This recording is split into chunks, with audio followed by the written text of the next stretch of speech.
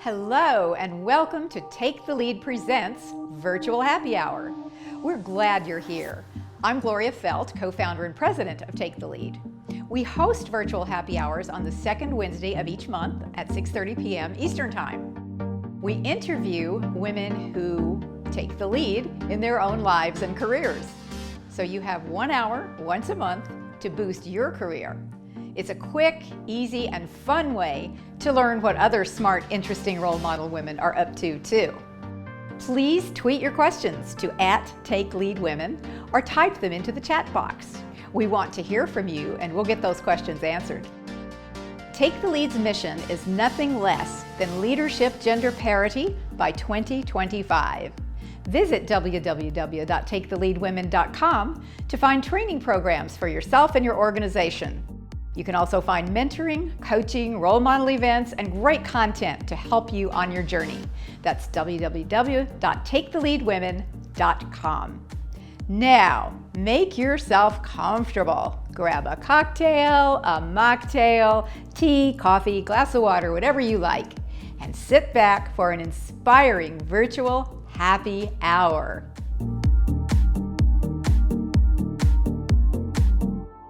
Hey everybody and welcome. I'm Gloria Felt. I'm co-founder and president of Take the Lead, and I have to just tell you something very funny. I am actually in a bar right now. I have done these virtual happy hours from many different places, a closet, a coat closet. Last month I was in my hotel room in Barcelona, which wasn't so bad. I've done it from my bathroom when I had a house full of company and that was the only quiet place. But it's the first time I've actually done the virtual happy hour in a bar where I am surrounded by all kinds of fabulous looking drinks, but I'm just drinking my little bottle of water. So, you know, whatever you like, I hope you've got something and you kick back and you're gonna take an hour for yourself. It's May, and that means Mother's Day is upon us, right? We are saluting all mothers and the challenges for parity that mothers face in the workplace and beyond. Take the Lead it aims to inspire you and help you develop skills and propel you in your career. So this virtual happy hour is all about what we are calling the shift storm, how moms can succeed at work and beyond. I had to practice really saying that, you know, I could have really messed that one up, but shift storm, how moms can succeed at work and beyond. Now, I have to tell you my bias going into it, and we have some fabulous guests. You can see Brigid Schulte and Shadiah Sigala here, and I'm going to introduce them to you in just a minute. But I'm going to start with a bit of I have to acknowledge some of my own biases here, which is I think that parenthood is an asset in the workplace. Because frankly, there is nothing I have ever done in my life that has taught me more. I don't know about you if you're a parent, but that's how I feel about it. And in fact, when a woman recently asked me when I was doing a panel at a conference about how she should deal with this, I said, you know, I think we should just all put parenthood on our resumes.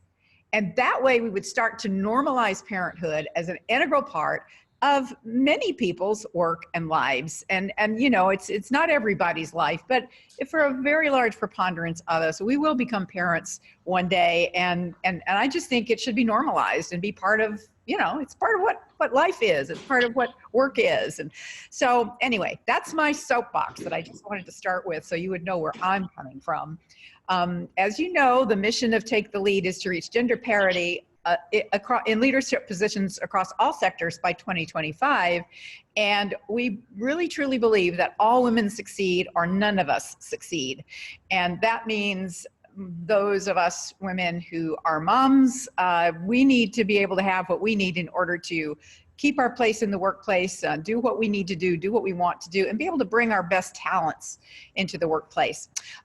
If those of you who are regulars on our virtual happy hour know that Reshma Gopaldus is usually my co-host, and unfortunately Reshma can't join us this evening, so I'm going it alone with these two outstanding guests, but I suspect we're going to fill in the time without too much trouble. So let me just quickly introduce Brigid Schulte. Brigid, give us a wave. Hey, hi. Director of the Better Life Lab, the Work-Life Gender Equality and Social Policy Program at New America. Brigid is a Pulitzer Prize-winning journalist and author of the New York Times best-selling book, Overwhelmed. Work, love, and play when no one has the time.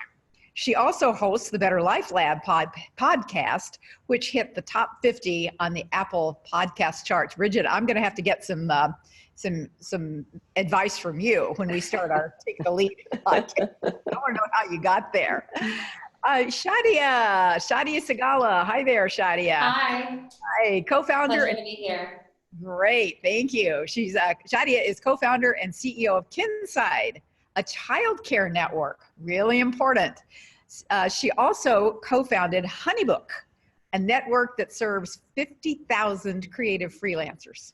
She broke ground on her first-generation Mexican-American immigrant family by receiving degrees from, get this, Harvard, a master's in public policy, Pomona College, a BA in Latin American studies by the age of 24.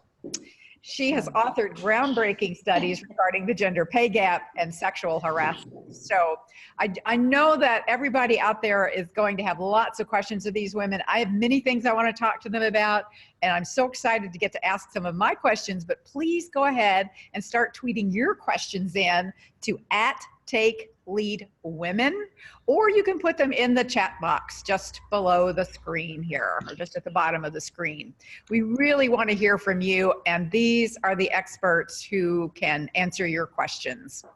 So I have a question that I always start with, and I'm going to ask each one of you to do this. And Shadiah, I'll start with you. The question is, how did you get to be you? What brought you to where you are today, and why do you do what you do? Oh my gosh, what a loaded question. This is a fantastic question because I think it's particularly apt for this topic and conversation. I think I would have to credit who I am today because of my mother. Surprise, surprise. So as you mentioned in my bio, I'm a first-generation immigrant. I actually came to the U.S. from Mexico when I was 7 years old. My mother was a single mother of 3 kids. So I got to view the world through that angle. And now that I'm a mother myself, so I'm going to get very quickly to the today. I'm a mother myself. I have 2 little kids. They're 3.5 and they're 1. So I'm seriously in the tunnel. I think I can see the light at the end of it, but I'm definitely going through the tunnel, a little bit holding my breath, a little bit trying to remember to breathe. You know, I have what I'm doing now at Kinside, and really what I've done always. So to the question of why am I, who am I, how am I here? I have a deep commitment to working on things that give me joy.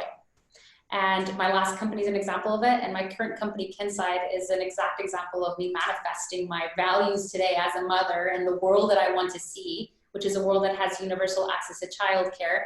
And that's what I get to do day to day. So when I align my day to day with like activities and things that give me joy on the tactical day-to-day basis, but they also happen to add up to something bigger than myself, then that's the bullseye that I'm always aiming for. You know, I think what you just said is I had a question recently to me that was a very simple question: what makes you happy? And that was my answer. And part of my answer was sort of what you said, which is that I think when you have something bigger than yourself, that's when you feel happy. When you're but the day-to-day can't be miserable, right? Sure, your actual job, your actual work. Right. So Brigid, how did you get to be you? Oh man, boy, am I so glad that I'm going second, because that was such a great answer. You know, it's a very, very circuitous journey. You know, I'm a writer, I'm a journalist. That's sort of my first identity. And I was working as a journalist at the Washington Post. I had 2 small children. I was working all the time, and, you know, just really feeling like I just wasn't ever, like I could never sleep enough. I could never work enough. I could never do enough. I was never a good enough mother. And I just was sort of like in a lot of, you know, I just felt so horrendously inadequate all the time. I just felt terrible. And I thought, I have education and I have resources. And, you know, does everybody feel this way? And if you don't have education and resources, what is that like? And yet then I didn't have time to think about it, because I was just, you know, I love the image of the tunnel. That's really what it felt like. I was just in this tunnel and kind of spinning my wheels. And honestly, there was one day I had to go to a staff meeting at the Washington Post, and we were looking at there was a big report on our readership numbers. And sort of the big news was that this demographic, they called it frenetic families, and women weren't reading the newspaper at the same, weren't reading the newspaper like men. And they got really worried that they had this big readership gap, and that what I didn't know, and you would never know this if you look at the front page of so many newspapers, but that women over the age of 50 are actually the most loyal and dedicated readers of news and newspapers. And so they were really worried that if you didn't create this opportunity early on, this habit of reading newspapers, that that you wouldn't have your market later on. And so they wanted to do this big, study on they formed this women readers committee, and they were going to look at why women weren't reading the newspaper. And, it's funny, I'm a fairly introverted person. So was never the kind of reporter that ever, yelled out questions at press conferences. So very much in my style, I went up to the editor after the meeting, and I just said, so many of my friends who are also working mothers come to me and say, Brigid, I'm really sorry, but I just dropped my subscription to the newspaper because every day it comes, and every day it piles up in the corner, and every day I don't have time to read it. And it's just one more thing I feel bad about. Mm. And so he said, oh, I'm going to put you on the Women Readers Committee. And so honestly, it was like a series of these small little events, and then being on the Women Readers Committee, and then trying to find data to show, like, well, are women busy? What do women do with their time? That led me to a time use researcher who challenged me to keep a time diary, because he said I had all this leisure time. And I'm like, you're out of your mind. I do not. And that led to writing a magazine story, which then led to writing this book, where I really was able to dig deeply into, I really had two questions. Why are things the way they are? Why do so many people feel so overwhelmed? Because when I wrote that magazine story, it wasn't just working mothers or mothers in general that were writing to me. It was women and men, and people with caregiving and without caregiving, and they were old and they were young. And so many people were feeling so hopeless and so overwhelmed and so time stressed. And so I just thought, this can't be an epidemic of personal failure. What's happening? And I wanted to know, why are things the way they are, and how can they be better? And so that led to my book, which then led to where I am now at the Better Life Lab. And I just feel incredibly passionate to share what I've learned. I really learned that it doesn't have to be overwhelming, that there are things that we can do. We can change the way we work. We can change our work organizations and structures. We can have more family supportive policies that so many other countries have that we don't. And so I feel very passionate about changing. I want to get into some of that in a little bit, and I want to come back to that, because I think there's a lot to talk about in terms of policies that occur in other countries that we might want to emulate here. But I want to, sort of in that vein, and I wanted to just jump in there and say, so much of what happens in life is as much in our reaction to it as in the thing itself. And I think what you just said really pointed that out to me. It really just made it come home to me, and that society and we ourselves lay these expectations on ourselves, and it's really hard. By the way, I'm just going to let you know that because I am in a bar tonight, and because the restroom is right around the corner, there will time to time be people coming in, but that's okay. Just don't worry about it. There's just a little noise in the background. It's not a problem. So I want to move on to Shadiah for just a second, because I would love for you to tell us more about what Kinside offers and how it might be able to help some of the issues. Yeah, absolutely. So, actually, Brigid, this is just a perfect segue, because, and just the what you hit on just a second earlier, Gloria, that other countries are doing this much better than we are. And the thing that we are not doing in this country as it relates to working families is supporting them. That's the one thing we're not doing, is supporting them. Right? What is true of other countries is that they accept that parenthood and folks who go to work who also have families actually add to the economy, right? Going to work is an economic imperative, and having children is also an economic imperative. And so they actually support parents through their parenthood and actually going to work and actually continuing to contribute to the economy, contribute to society, and have a family. So in this country, and I'm going to get to what is Kinside, but in this country, we have parents who can hardly afford the cost of childcare, and we have care providers who can hardly make a living themselves. And we have left the entire burden on those two stakeholders. However, the two stakeholders that are critical and missing are the government and the employer-based system or the private sector. So what Kinside is doing, well, you know, I'm a graduate of public policy, and so I know better than to hold my breath waiting for the government to do anything. So I decided to take my experience as a serial tech entrepreneur and do something about the matter and engage the employer-based system in supporting families in childcare. So Kinside is a corporate benefit. It is an employee benefit that we sell to companies who both care about their employees as human beings, but also realize that it hurts them when their talent is dropping out or losing productivity because of childcare, because of the very, very real need that is people have kids and then there's childcare. And they recognize that childcare is the single most stressful component of being a working parent. Financially, logistically, and emotionally, childcare is it. So these employers are taking Kinside as an employee benefit, and that means that Kinside then becomes a resource to those employees. So what we do for employees is that whenever they are going through a childcare crisis, or they just need childcare, actual full-time childcare, whether it's because they just found they're pregnant and they want to learn more about and plan for the future, or because they're on leave and they need to return to work and line up childcare, or because, you know, their toddler has outgrown daycare and is ready to move into a preschool. All of these are very real moments that could potentially present a crisis for the company, for that employee. And Kinside comes in with our concierge service to actually help guide and educate the parent through that process, help them understand what are the different options if they don't know. Sometimes the parent know exactly what they want. But then once we actually come up with a plan and say, okay, great, I'm ready for, I would love a home-based daycare, where I would love a nanny, where I would love a Montessori preschool, Kinside has access to a very robust network of licensed, high-quality, vetted care providers that we then match with the employees.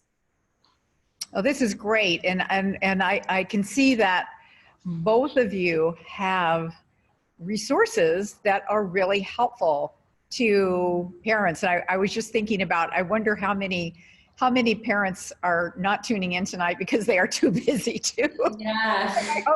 I hope they signed up, because if they signed up, we will send them a link so that they can listen to it or watch it later on. And also, I also want to mention that I want people to be sure to stay to the end, because we have got several really great, helpful resources for you. 3 actually, one from Take the Lead, one from Brigid, and one from another organization that are all trying to help parents. And I want to say that this is not just a mom's problem. This is a parental problem. It's a problem for the men as well as the women, because in any family where both parents are working in a career, it's an issue. Childcare is an issue, and simply being able to find the time to do these things. Okay, so listen, I'm going to start asking you some of the questions that have been tweeted in, and I'm going to ask a big favor of both of you.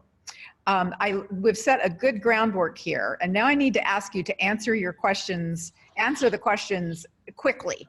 Like take like a minute or a minute and a half, but we've got a lot of questions, and I want to make sure that we get through all of them for people. I always want to make sure that anybody who's taken the time to ask a question, I want to try to answer it. And I've got a lot more questions too. All right, Charisse asked, I recently found out I was pregnant and have not told my boss. When do I have to tell, and what if I am treated differently? Okay, who wants to take that one? When do I, and what if they treat me differently after I tell them I'm pregnant? Either of you had that experience? Yeah, sure. I mean, I can start and say really briefly, pregnancy discrimination is very real. And that's something that every single woman needs to be thinking about, and every partner of that woman. It's really unfortunate. We have a 1978 Pregnancy Discrimination Act that's supposed to prohibit that, but it is very real. And so what parents really need to do is get the sense of, like, who is your boss? What is your work culture? What level of trust is there? What is your plan? Do you have paid family leave? What kind of time could you take off? Can you come up with a plan for how your work, what you're going to be, what you'll get done before your leave, who will cover you while you're out of leave, while you're gone? One of the things to think about is being very proactive, because a lot of times, unfortunately, because we are still in many companies living in the 1950s as if women didn't work, a lot of bosses, a lot of managers, either they're very busy or they don't have time to think about it. So really think about what you want, what you have the right to have, check with your HR department, figure out what your benefits are, come up with a plan and present it. That can often be very effective for bosses who just simply don't really know what to do. Great advice, Brigid. Thank you. What about you, Shadiah? Yeah, so I wanted to address one particular part, which is when do you have to tell your employer? By law, you don't have to tell anyone anything, but if you want to keep your job, you should probably have that plan, right? But I just wanted to say, it's a very personal decision. A lot of women wait till they're way beyond showing, and there's just absolutely, no doubt they might be pregnant, but that's actually totally a personal decision. So there's no penalty there as far as I'm concerned for not saying it, or for when you bring it up. But of course, as Brigid said, you want to make sure that when you come and bring it up, that unfortunately, you shouldn't have to do this, but that you do want to then be proactive and, show 2 steps ahead, how you're already, positioning yourself to continue to take on challenging assignments now and after the baby. Because one of the ways that the motherhood penalty plays out is not in blatant pregnancy discrimination, but in subtle ways that managers or coworkers around you determine that maybe you're just not going to have as much time or as much commitment anymore to take on the promotion or take on the extra projects. So if you are if that's what you want, if you want to continue to take on ambitious projects, then I would say keep your eye on that ball. So define your own terms. Be proactive about it from both of you. Very, very good advice. You made me think about a situation in my own life where I was the CEO of this organization, and the HR director came to me, and she had a relatively newborn child, and she had actually intended to have that one child only. And kind of about less than a year later, she discovered she was pregnant with twins. Wow. And I'll never forget, she called me into her office and she was just shaking. I think she was terrified that I was going to fire her or something. And she said, sit down. Sit down. I have something to tell you. Wow. I will never forget that moment.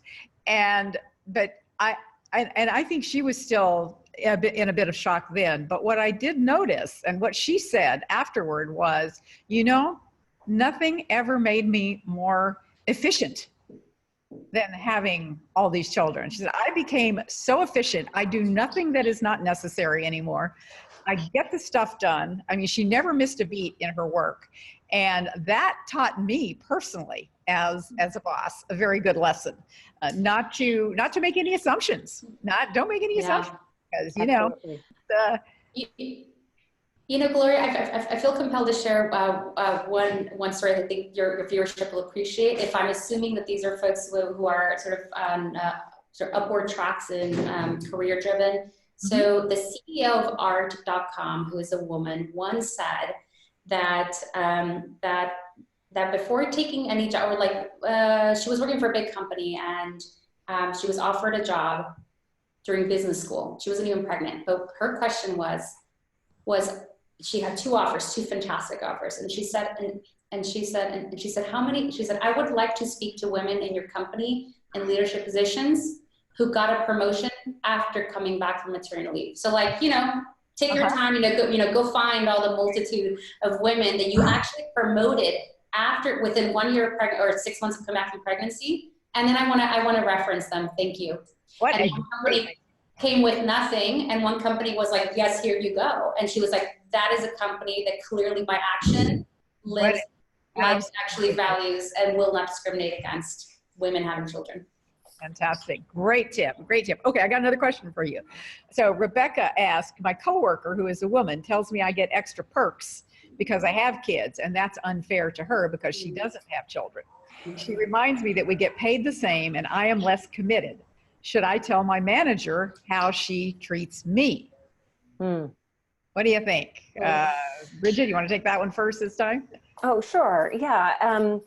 Well, you know, it's really unfortunate, but that dynamic is actually very common. That sense that this kind of the push and pull between people who have not just parents, but caregiving responsibilities. You know, we're also, I think it's really important that we also remember so many parents are also in the sandwich generation and they're taking care of their parents. And that's, you know, we've got a growing elderly sort of aging crisis. So it's not just parents, but all caregivers are, you know, who need that time and space to care.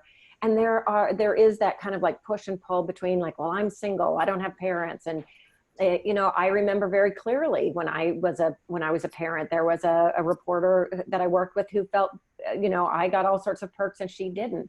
And it was so incorrect. It drove me crazy. It is a huge perception though. And so what I did is I went back and, you know, every time she said that I got some kind of benefit, I was able to show, you know, these are the stories that I covered. Here's where I was. Where did you have to fill in for me? And so sometimes the best thing that you can do is really use data in your favor. If somebody is saying you get all these perks, what are they talking about? You know, this is why I think it's important if we're going to be talking about pushing for things like paid family leave, that we're really talking about not just parents, but also when you get sick, that you have time to care for yourself, that you also have time to care for your elderly parents, because then you capture a whole lot more people and you can help dispel some of those kind of pushes and pulls between people who have children and people who don't in the workplace. But use data and really make your case. Data is remarkably powerful, isn't it? Yes. Yeah. We tend to forget that sometimes. One quick comment before we have our sort of mid-show, this is who we are and all that kind of stuff that needs to be done. I think we've recently seen some very high-profile models of motherhood that might be helping to shift, might be helping to shift the thinking about what women are expected, or how women can manage the career after having children. Meghan Markle, for example, right? Serena Williams, Beyonce, Mariah Carey, and many entrepreneurs who are balancing and achieving, and you know, they are doing all of these things. And we're also seeing mothers on the campaign trail and in Congress, and we're in, you know, Tammy Baldwin in Illinois, and North Carolina Representative Ashton Wheeler Clemens, and you know, there are women in Congress who are just showing that, well, you know, you can bring your baby, you can breastfeed your baby, you can do whatever. This is life. So how do you feel about those narratives? I mean, how do you feel about the celebrity motherhood, and how do you feel that that's playing out to help or hinder mothers in the workplace? So I'll take this one. I think it's fantastic. There's also a little bit more nuance to that. So first I'll say I applaud it. I'm super down for it. I want to see breastfeeding anywhere that I can see it, including on a billboard. I want to normalize everything that is the female experience, the mothering experience, and the parenting experience and caregiving experience at large. Having said that, I'm very careful not to play into or believe in the superhero myth. Because the idea that like you can have it all and be Meghan Markle, Meghan Markle and Beyonce, I don't feel sorry for them, and they do work incredibly hard, but like they can afford all the stuff. But I think that there are women, and you know, there are women before me. I mean, you guys talk about having, I believe, sort of grown children now, and I'm just in the beginning. But I think that what we're seeing right now is, yes, we look like we're having it all, but it comes with tremendous sacrifice, given that we have to make it work within the confines of a very male-driven workplace that is not fit for families and mothers. So I almost see ourselves as the like sacrificial lamb, if you will, that we're like breaking in and making space and breastfeeding in the office, right? But it feels very like clunky. And I think we're going through this one where it feels like introducing motherhood, caregiving, and an alternative way of being into the traditional workplace. It feels very clunky right now, and it also is kind of miserable sometimes. But I think that this is that generational moment that is going to define the next 2 and 3 generations, where now the workplace is shifting to fit our needs versus the other way around, because it is very difficult and it is rather painful to be overwhelmed, and it is very overwhelming. Having it all right now is not easy. You're making me think about the song, you know, WOMAN. She can fry the bacon, and I can't remember all the words, but you know what I'm talking about. Like, we can do anything. We are women, and we pretty much can. can. Of course we can. Like that's obvious. We're women. We can do anything. But the world sure is making it harder for us. Right. Exactly. So we have to change the structures, like, right? So that's what I'm saying. Like, we can do anything, we should, and we can, but the structures have to change so that we're not so mentally and spiritually depleted. Well, and I think this is one of the important things, and this is one of the things that I write about a lot, is that women have changed about as much as they can. You know, women's lives have changed enormously just in the past few decades. You know, when you think about the history of, you know, the millennia of human experience, it's enormous, and the rest of the world has yet to catch up. Right. So what we really need to be thinking is that women have changed as much as they can. It is time for workplaces to change. It's time for policies to change, and it's time for men to change. Absolutely. On that note, it's going to be very tweetable. I'm expecting to see it go across my screen in about a minute. At that point, so this is where I take just a moment to remind people that if you are with us tonight, you are here at Take the Lead's virtual happy hour. And we are featuring Brigid Schulte, director of Better Life Lab, a Pulitzer Prize-winning journalist, and a mother and author of Overwhelmed: Work, Love, and Play When No One Has the Time. That is such a great title. And Shadiah Sigala, co-founder and CEO of Kinside, a childcare network that can really help companies, as she puts it, that care about their people to have the kind of childcare that they need to be productive. And she's also the founder of HoneyBook. And tonight, stay to the end, because we have 3 great, fabulous resources for you that you'll be able to download that have great solutions and help for solutions for childcare, for parental leave and work flexibility, as well as how to develop support by communicating your shift storm needs at work and at home, and finding the resources that you need to improve your experience as a mother in the workplace. And you know, there's nothing more wonderful than in my experience. I have 3 children myself, and I'm married to a man with 3 children. So we have 15 grandchildren between us, and we have this giant tribe. And so I love children in all shapes, ways, and forms. And I think they're an awful lot of fun, and you learn so much from them, as well as all of these stresses that we certainly do have. So, but please do stay, and you'll get Take the Lead's tips for moms in the workplace, which is a really great little handy dandy book for you. And from Brigid, you'll get The Science of Work-Life Balance, Health and Well-Being, and an accompanying toolkit from Better Life Lab at New America. And then Business Solver is also offering its 2019 State of Workplace Empathy Executive Summary and Insights ebook, addressing the needs of mothers in the workplace. So, you know, a lot of people are thinking about this, and there are a lot of people who are really creating some great solutions, and we can all use those to make life better for ourselves and other people that we work with. Also, please feel free anytime to hop on over to taketheleadwomen.com, our website, taketheleadwomen.com, every day for free resources and access to women's leadership programs that will help you break through barriers to get to the career of your highest intentions and help your organizations reach its diversity and inclusion goals. And to that end, we have one particular signature program that we are doing in various different sectors, and it's called 50 Women Can Change the World. And right now we're finishing up one for women who are journalists. We just did one for women in nonprofits in Phoenix, and later this fall we'll have healthcare in Phoenix.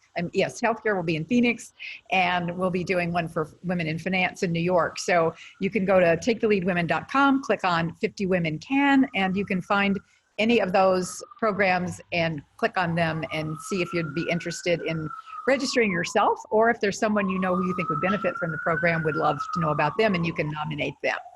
So back to our amazing guests, Shadiah Sigala and Brigid Schulte. Let's focus on the positives here for a moment. A Harvard grant study confirms that kids who have chores and pitch in to keep a household running smoothly are actually more successful in the real world because they recognize needs beyond their own. And chances are, I mean, I know in my case, when my son started having to do his own laundry and sometimes even find his own dinner, he got to be a really better person. I have to say, I didn't expect that to happen, but he acknowledges that. He became a lot more independent and able to take care of himself. So, you know, there are lots of positives about balancing having children and being a mother in the workplace. What's your favorite positive, Brigid? What's the most positive thing to you about being a mom with a career?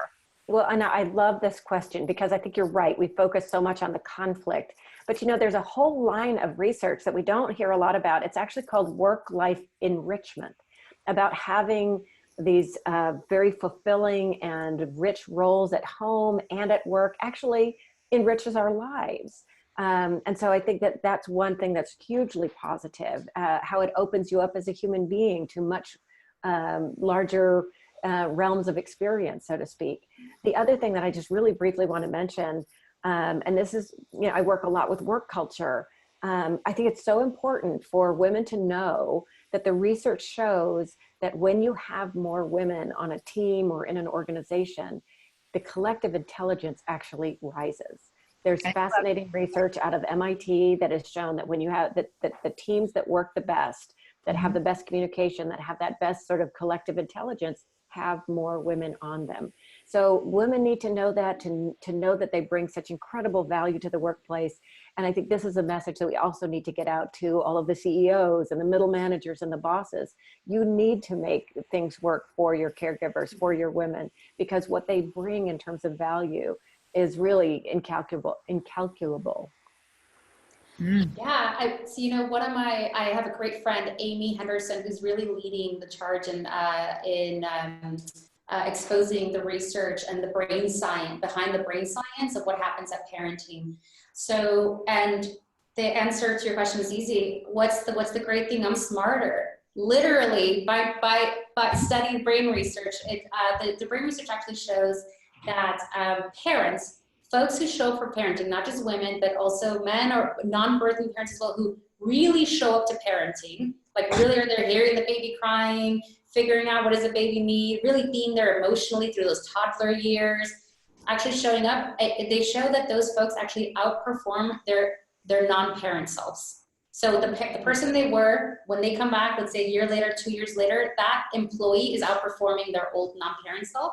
So I just love, I mean, I see personally that I personally, anecdotally, am able to get way more done throughout the day. I have a much crisper sense of prioritization. I have a much crisper sense of perspective on what matters, doesn't matter. And I make decisions incredibly quickly. Wow. Well, so here's somebody who tweeted this in to see what actually made this as a statement. So I don't have a name for this person, but the statement is, when you're at work, you're expected to act like you're not a mother.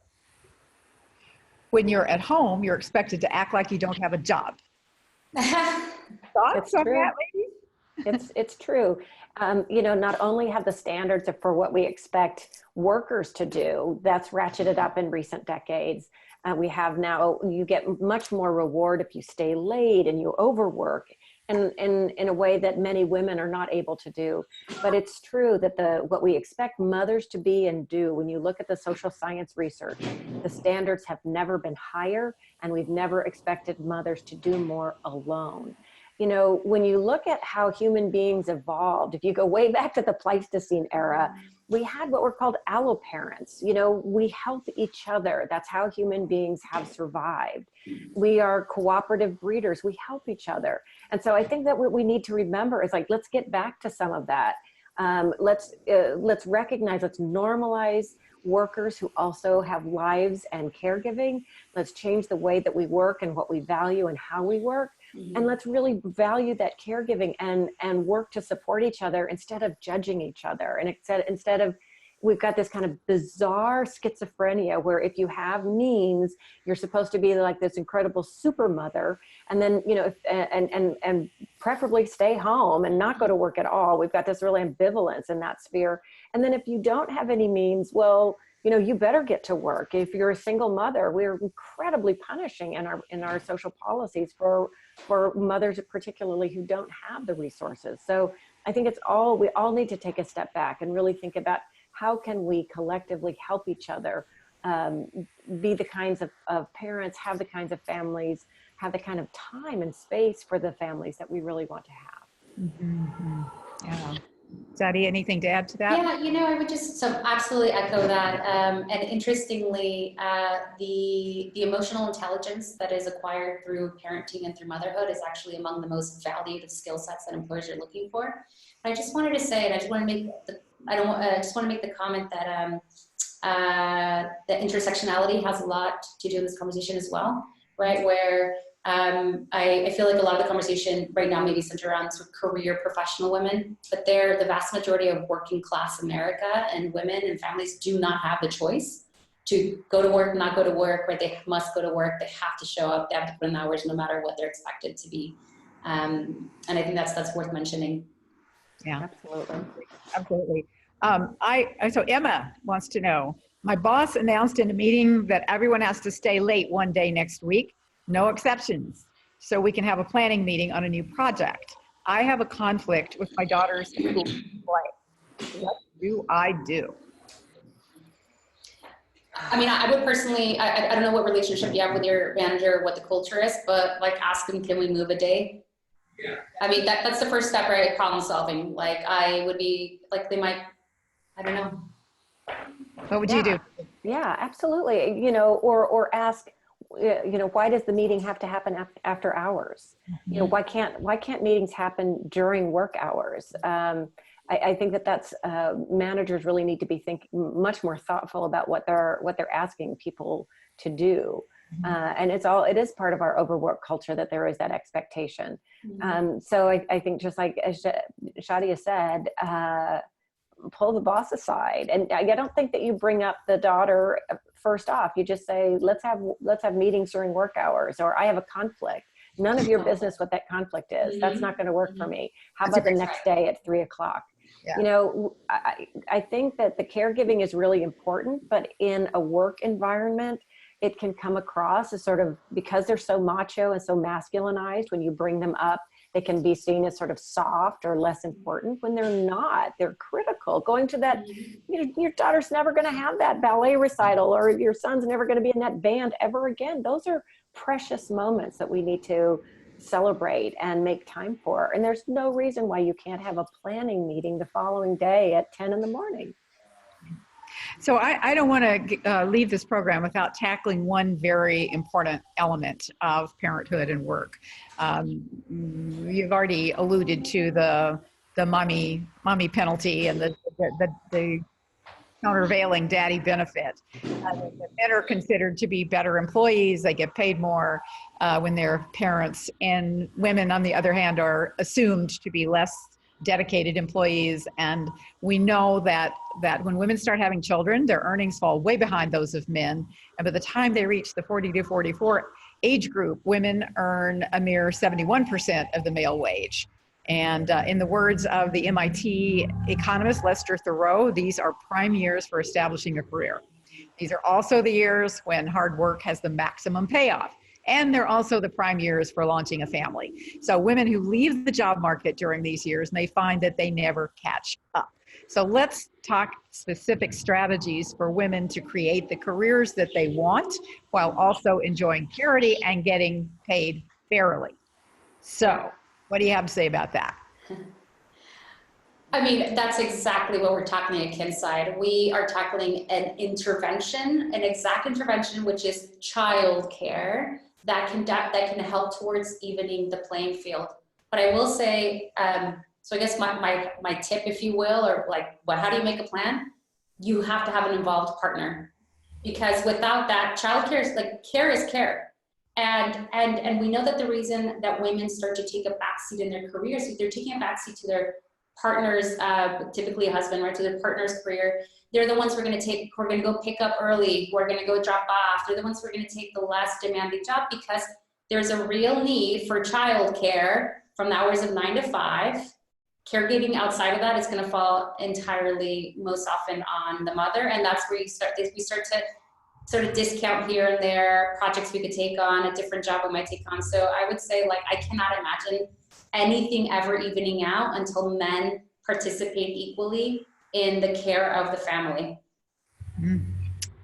Yeah. Brigid, you want to add anything to that? No, that's so smart. That's absolutely true. And I would say really two things, you know, and I know it's, and I'll get to like, what can you do individually? But I think it's really important for women to recognize this is not an individual problem. You didn't create this problem. You can't solve it on your own. This does require larger structural and societal kind of awareness and changes. So one of the things that I'm really working on is how do you attack the overwork culture, where we value people who come in early and who stay late and eat lunch at their desk and sort of prove that they're this ideal worker by having total work devotion, when that's actually not how you're most productive. That's not necessarily how you get your best ideas. The research shows that you can be pretty productive, but after about 55 hours in a week, it clips. It's just a complete, they call it the productivity clip.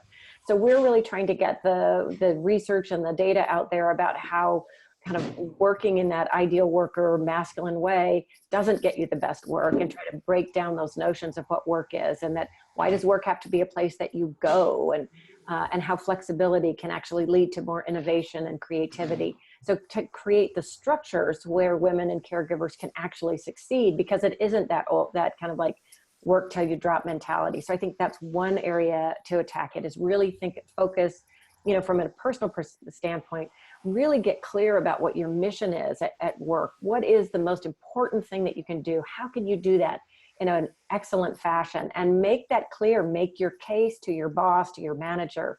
It's not about tooting your own horn. It's about being clear about what your value is and what you're bringing.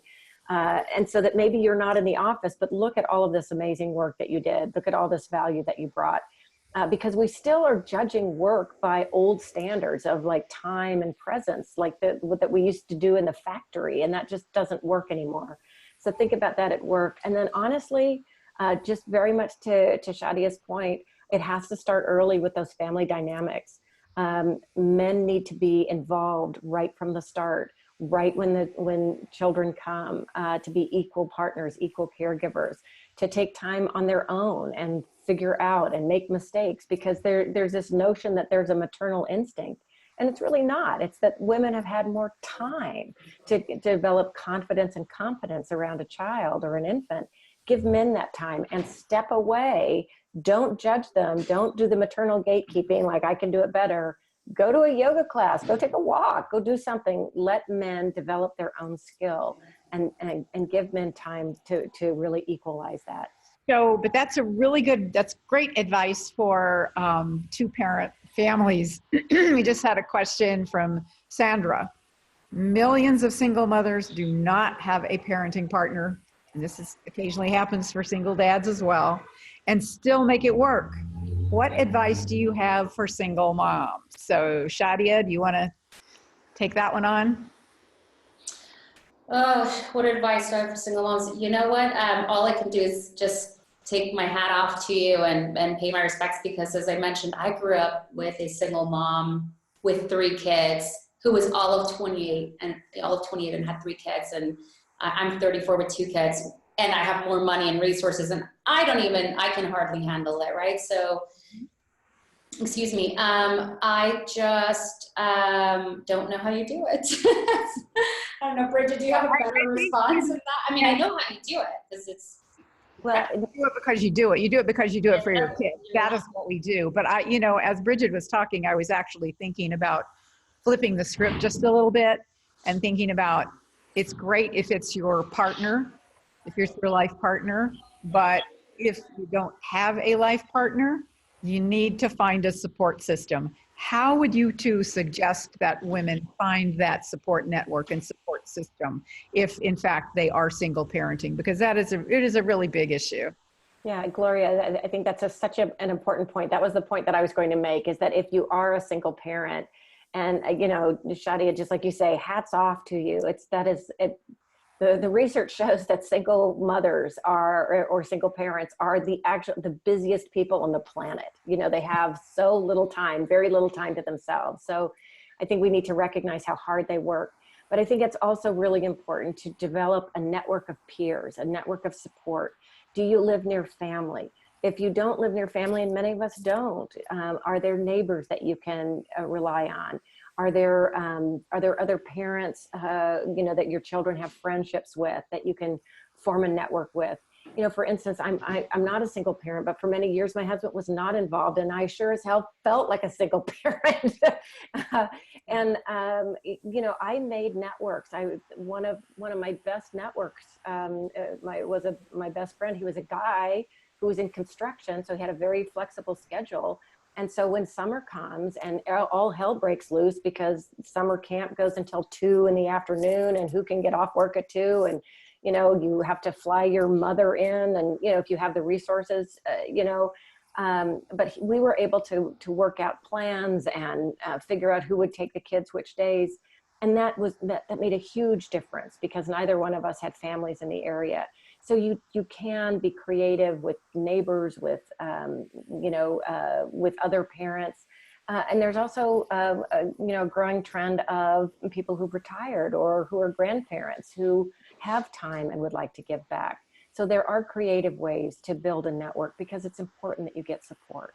Very important not to be alone, to not feel like you're alone in this world. So I think that's a really good piece of advice for us about any issue that we're facing. It's find your network, get a network, find someone else who shares your problems. You're not the only single mother there. And so there are probably other single mothers who would love to be able to form some kind of a network where you help each other out. And it's difficult, but you know, I want to just make one observation, which is very often I have the opportunity to meet young men who come up to me and say how much they appreciate the work of Take the Lead because they believe so strongly in women's equality.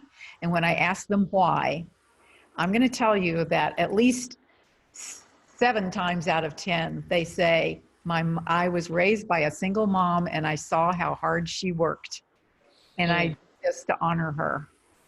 And I hear that over and over and over again. So as difficult as it is, there may also be some, you've got an opportunity to raise the next generation to really appreciate the kind of work that you put into it. And that's not to be sneezed at. All right, listen, if 7:22 and at 7:20, I was supposed to ask you to what your biggest takeaways were that you want to leave the audience with. And I also want to give you a chance to tell people where they can reach you, how they can reach you, any other resources that you want to make them aware of. And we will shortly be putting those freebies. We may have already put them in the chat box, but since I seem to be technologically incapable of both watching the chat box and managing the conversation, if it's not already there, it will be there shortly. There are the 3 different freebies that we have either created or other people have been kind enough to provide to help you. Yes, here they are. Okay, it says here they are. Here they are right there in the chat box. Yes, you can download those right now, and we really hope they will be helpful to you. So let me just start with you, Brigid. Tell people what's the biggest takeaway you want them to get, what that you'd like people to know, and how can they reach you to find out more? Yeah, I think that it's really important to know that it is tough. It is tough combining work and family, and that we don't make it easy in this country. And I want people to know that they're not alone. And I want people to know that it's not their fault, and that we can all sort of, you know, take time and breathe, you know, be present with our kids and our families, put on our oxygen masks, but we all need to work together to make these changes in work, in policy, and in men. And I think that would be the biggest takeaway, because I used to feel so alone and I used to feel like such a failure. And I really want people to know it's not you and it's not failure. And the more we talk about it and bring awareness, the more we can really work together to make change.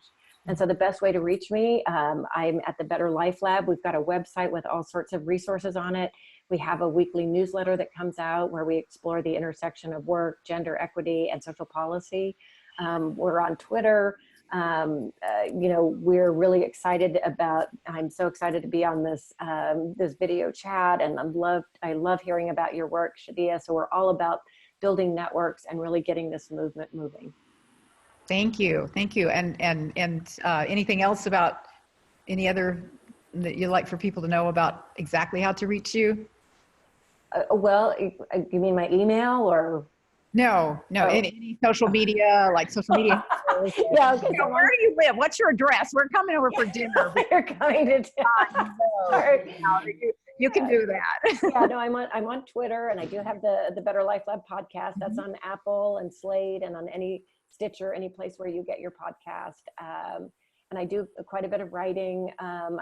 You can find my pieces in the Harvard Business Review, Financial Times, CNN, Slate, The Atlantic, a number of places. We're really trying to elevate the conversation and really get change. Terrific. Shadiah, tell everybody how they can reach you and what is your biggest takeaway that you want them to have from tonight? Yeah, so I'm going to focus on encouraging everyone out there listening, tuning in to take your employer to task. And I guess I'll be the millennial in the room that's going to say be entitled. This is a word that's used a lot, but entitlement, you know what entitlement is? It's asking for something that people don't want you to ask for. But I think the time has come as you're progressing through your career and you're going through the different seasons of your life, the employer-based system is listening. I'm telling you this. HR teams are listening. The executive teams are listening. They know that the workplace is changing and that they're losing talent to the gig economy and the freelance economy. So they're really listening. So I want to say, speak up, however it is, that is your way, whether it's your manager, your HR team, by starting a parent ERG group, a caregiver employee resource group, just make some noise, make your voice heard. And I promise change is being made right now. And and the employers that we work for so hard need to be listening to that. You can reach me I'm on Twitter, Shadiah S. I'm sure that it's available in the Eventbrite. And Instagram, same, Shadiah S. I'm very accessible. And they can find Kinside. They can find Kinside.com. We need every single one of you to go to your HR team and say, we need this, and you need to get this resource for us. Kinside.com. There's nothing like organizing like this. So that is fantastic. Okay, so just last question. What is your go-to song or quote that keeps you revved up when you need a little extra oomph to keep you going as a parent and with actually, besides Baby Shark, I would say actually Girls by Beyonce, like the Girls Who Run the World. Oh. What about you, Brigid? Do you have a quote or a song that keeps you revved up? Well, I have so many of them. The one that I really love is, and I'm not sure who said it. I think it came from Native Americans, but it's that the shortest distance between two people is a story. And I love that because stories are what connect us and help us understand each other and make us realize that we're all part of the same story. Right, that's great. And we are indeed the human story. Thank you so much, Shadiah Sigala. Thank you so much, Brigid Schulte, for being our guest tonight on Take the Lead's monthly virtual happy hour. You are now an integral part of Take the Lead and our network of women, and we're going to be coming back to you over and over to stay in touch and make sure that people know where they can get all these fabulous resources that you have to offer. Everybody, be sure that you download the Science of Work-Life Balance, Health, and Well-Being. That you download Moms in the Workplace, 4-point checklist to propel your career. And there's one other one as well. Okay, I know there's another one too. There's another one, but I don't find it here. But there are 3 great downloads for you to help you manage your life, your work, your children, your family, all of it. It's all fine. It's all doable. It's all the human story, I would say. And please share everything that you've heard tonight with your friends. Tell them about Take the Lead. Share the video when it comes out. Share it when it becomes a podcast. And what else can I tell you? Oh yeah, go to our website, taketheleadwomen.com and find us there. We want to know how we can help you, and we will be there for you with training, mentoring, coaching, role model programs, and thought leadership anytime you want them. Thank you so much. Fabulous guest tonight. Really appreciate it. Thank you for having us. Yeah, thank you so much. It's been wonderful to be part of the conversation. Thank you. Thanks for joining Take the Lead Presents Virtual Happy Hour. Be sure to tune in again next month. Remember, it's the second Wednesday of every month at 6:30 p.m. Eastern Time. 1 hour, once a month, to boost your career. Until then, power to you.